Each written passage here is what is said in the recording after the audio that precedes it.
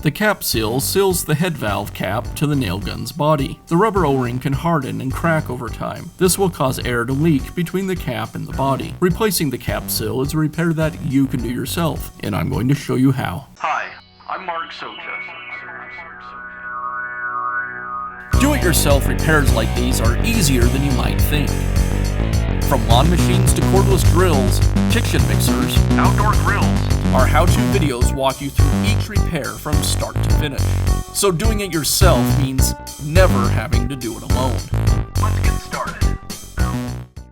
I'll begin by removing the nail gun's cap.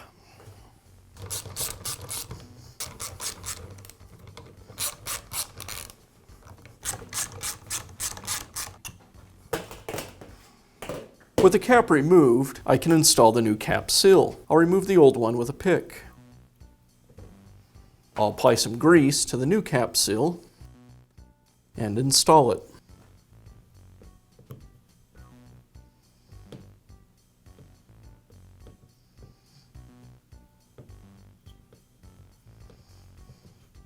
And I'll finish up by reinstalling the cap.